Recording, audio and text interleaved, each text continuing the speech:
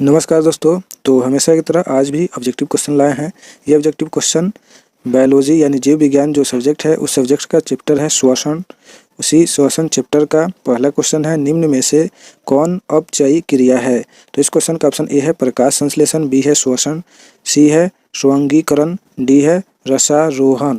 तो इस क्वेश्चन का आंसर है बी श्वसन। इसके बाद 2 नंबर क्वेश्चन कह रहा है, पाइरूवेट के विखंडन से कार्बन डाइऑक्साइड जल तथा ऊर्जा प्राप्त हो यह क्रिया होती है।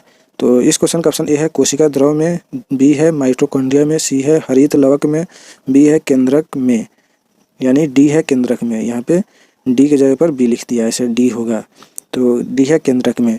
तो इस क्वेश्चन का आंसर है बी माइटोकॉन्ड्रिया में। इसके बाद 3 नंबर क्वेश्चन देखते हैं। 3 नंबर क्वेश्चन कह रहा है, जीवों में ऊर्जा की प्राप्ति होती है। तो इस क्वेश्चन का ऑप्शन ए है श्वसन द्वारा, बी है पाचन द्वारा, सी है परिवहन द्वारा, डी है उत्सर्जन द्वारा। तो इस क्वेश्चन का आंसर है ए श्वसन द्वारा। इसके बाद 4 नंबर क्वेश्चन कह रहा है, जीवधारियों को ऊर्जा की आवश्यकता होती है। तो इस क्वेश्चन का ऑप्शन ए है जैविक क्रियाओं के लिए, बी है वृद्धि के लिए, सी है नए जीव द्रव्य के निर्माण के लिए, डी है इन सभी के लिए। तो इस क्वेश्चन का आंसर है डी इन सभी के लिए। इसके बाद 5 नंबर क्वेश्चन कह रहा है, कोशिका में ऊर्जा का संचय होता है। तो इस क्वेश्चन का ऑप्शन ए है एटीपी के रूप में, बी है एडीपी के रूप में, सी है एसीपी के रूप में, डी है इनमें से कोई नहीं। तो इस क्वेश्चन का आंसर है ए एटीपी के रूप में। इसके बाद 6 नंबर क्वेश्चन कह रहा है, एटीपी का निर्माण होता है। तो इस क्वेश्चन का ऑप्शन ए है कोशिका द्रव्य में, बी है माइटोकॉन्ड्रिया में, सी है दोनों में, डी है इनमें से कोई नहीं। तो इस क्वेश्चन का आंसर है सी दोनों में, यानी कोशिका द्रव्य में भी और माइटोकॉन्ड्रिया में भी। इसके बाद 7 नंबर क्वेश्चन कह रहा है, कोशिका द्रव्य में एक अणु ग्लूकोज से बनते हैं, यानी एक अणु ग्लूकोज से क्या बनते हैं कोशिका द्रव्य में। तो इस क्वेश्चन का ऑप्शन ए है पाइरुविक अम्ल, बी है एटीपी, सी है पाइरुविक अम्ल एवं एटीपी, डी है इनमें कोई नहीं। तो इस क्वेश्चन का आंसर है बी एटीपी। इसके बाद 8 नंबर क्वेश्चन कह रहा है, अनॉक्सी श्वसन की क्रिया होती है। तो इस क्वेश्चन का ऑप्शन ए है ऑक्सीजन की उपस्थिति में, बी है ऑक्सीजन की अनुपस्थिति में, सी है ऑक्सीजन की उपस्थिति एवं अनुपस्थिति दोनों में, डी है इनमें से कोई नहीं। तो इस क्वेश्चन का आंसर है बी ऑक्सीजन की अनुपस्थिति में। इसके बाद 9 नंबर क्वेश्चन कह रहा है, अनॉक्सी श्वसन के दरमियान पौधों में बनते हैं। तो इस क्वेश्चन का ऑप्शन ए है कार्बन डाइऑक्साइड जल एवं ऊर्जा, बी है इथाइल अल्कोहल कार्बन डाइऑक्साइड एवं ऊर्जा, सी है लैक्टिक अम्ल एवं ऊर्जा, डी है इनमें कोई नहीं। तो इस क्वेश्चन का आंसर है B ethyl alcohol carbon dioxide एवं ऊर्जा। इसके बाद 10 नंबर क्वेश्चन कह रहा है, ग्लूकोज का परिवर्तन पाइरुविक अम्ल में कहलाता है। तो इस क्वेश्चन का ऑप्शन ए है क्रेब चक्र, बी है ग्लाइकोजिनोलाइसिस, सी है ग्लाइकोसिस, डी है ग्लाइकोजेनेसिस। तो इस क्वेश्चन का आंसर है सी ग्लाइकोलिसिस। इसके बाद 11 नंबर क्वेश्चन कह रहा है, जंतुओं में अनॉक्सी श्वसन के दरमियान बनते हैं, यानी क्या बनते हैं। तो इस क्वेश्चन का ऑप्शन ए है इथाइल अल्कोहल, बी है कार्बन डाइऑक्साइड, सी है लैक्टिक अम्ल, डी है इनमें कोई नहीं। तो इस क्वेश्चन का आंसर है सी लैक्टिक अम्ल। इसके बाद 12 नंबर क्वेश्चन कह रहा है, किण्वन की क्रिया के दौरान ग्लूकोज से बनता है। तो इस क्वेश्चन का ऑप्शन ए है मिथाइल अल्कोहल, बी है इथाइल अल्कोहल, सी है प्रोपाइल अल्कोहल, डी है ब्यूटाइल अल्कोहल। तो इस क्वेश्चन का आंसर है बी इथाइल अल्कोहल। इसके बाद 13 नंबर क्वेश्चन कह रहा है, पौधों में ऑक्सीजन की प्राप्ति होती है। तो इस क्वेश्चन का ऑप्शन ए है परासरण की क्रिया द्वारा, बी है विसरण की क्रिया द्वारा, सी है परासरण एवं विसरण दोनों के द्वारा, डी है इनमें से किसी के द्वारा नहीं। तो इस क्वेश्चन का आंसर है बी विसरण की क्रिया द्वारा। इसके बाद 14 नंबर क्वेश्चन कह रहा है, पौधों की जड़ें श्वसन के दरमियान ऑक्सीजन प्राप्त करते हैं। तो इस क्वेश्चन का ऑप्शन ए है वायुमंडल में उपस्थित वायु से, बी है मिट्टी के कणों के बीच उपस्थित वायु से, सी है वायुमंडल एवं मिट्टी के कणों के बीच उपस्थित वायु से, डी है इनमें से कोई नहीं।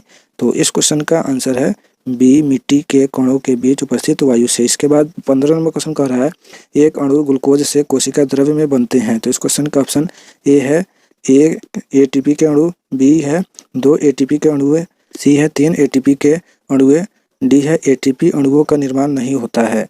तो इस क्वेश्चन का आंसर है बी 2 एटीपी के अणु। इसके बाद 16 नंबर क्वेश्चन कह रहा है, मनुष्य में श्वसन के दरमियान गैसीय आदान प्रदान होता है। तो इस क्वेश्चन का ऑप्शन ए है ब्रोंकस में, बी है श्वास नली में, सी है एल्वुलाई में, डी है फेरिक्स में। तो इस क्वेश्चन का आंसर है सी एल्वुलाई में। इसके बाद 17 नंबर क्वेश्चन देखते हैं 17 नंबर क्वेश्चन कह रहा है इथाइल अल्कोहल किस प्रकार के श्वसन में बनता है। तो इस क्वेश्चन का ऑप्शन ए है वायवीय, बी है अवायवीय, सी है ए एवं बी दोनों, डी है इनमें से कोई नहीं। तो इस क्वेश्चन का आंसर है बी अवायवीय। इसके बाद 18 नंबर क्वेश्चन देखते हैं। 18 नंबर क्वेश्चन कह रहा है रुधिर में पाए जाने वाले वर्णक जो ऑक्सीजन से संयोग करते हैं कहलाते हैं, यानी क्या कहलाते हैं। तो इस क्वेश्चन का ऑप्शन ए है ऑक्सी हीमोग्लोबिन, बी है हीमोग्लोबिन, सी है इम्यूनोग्लोबिन, डी है नियोग्लोबिन।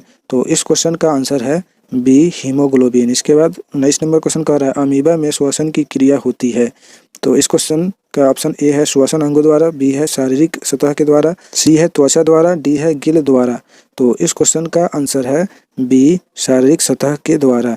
इसके बाद 20 नंबर क्वेश्चन कह रहा है श्वसन किस प्रकार की रासायनिक अभिक्रिया है। तो इस क्वेश्चन का ऑप्शन ए है उपचयन, बी है संयोजन, सी है ऊष्माक्षेपी, डी है ऊष्माशोषी। तो इस क्वेश्चन का आंसर है सी ऊष्माक्षेपी। इसके बाद 21 नंबर क्वेश्चन कह रहा है मनुष्य के फेफड़े स्थित होते हैं, यानी कहाँ स्थित होते हैं। तो इस क्वेश्चन का ऑप्शन ए है वक्षा गुहा में, बी है उदर गुहा में, सी है शरीर गुहा में, डी है इनमें से कोई नहीं। तो इस क्वेश्चन का आंसर है ए वक्ष गुहा में। इसके बाद 22 नंबर क्वेश्चन कह रहा है विसरण वह क्रिया है जिसमें अणुओं में गति होती है। तो इस क्वेश्चन का ऑप्शन ए है अधिक सांद्रता से कम सांद्रता की ओर, बी है कम सांद्रता से अधिक सांद्रता की ओर, सी है जब सांद्रता बराबर होती है, डी है सांद्रता का कोई प्रभाव नहीं होता है।